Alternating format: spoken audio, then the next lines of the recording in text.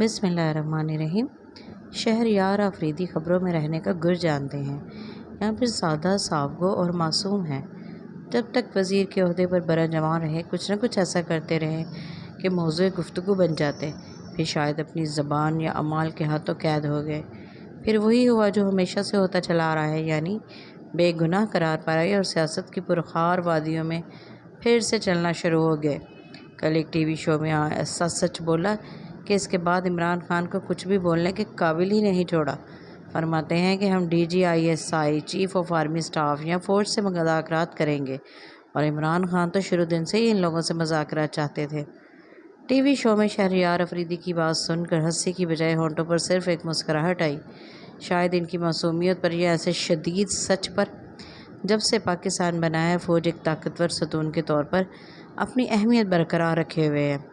इस मुल्क के मजबूत दिफा और सालमियत में पाक फ़ौज का एक इंतहाई अहम किरदार है, जिसे कभी भी नज़रअंदाज नहीं किया जा सकता।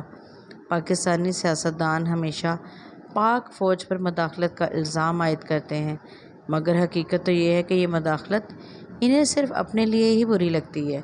अगर अपोजिशन के लिए हो तो सब एक पेज का राग अलापने लगते हैं।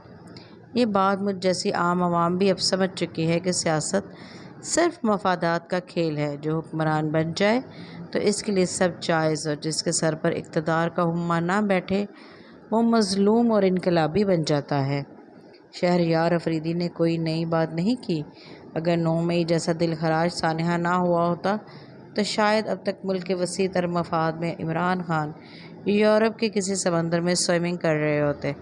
बस इमरान खान से यही कदम गलत उठ गया कि उन्होंने अवाम की शहरत पर हाथ डाल दिया। शहदा के तकद्दुस को पामाल करते हुए डॉन बनने की कोशिश की, और ये प्लान बुरी तरह नाकाम हो गया। अब इमरान खान और इनके पैरोकार एड़ी चोटी का जोर लगा चुके हैं, मगर हालात इनके काबू में नहीं आ रहे।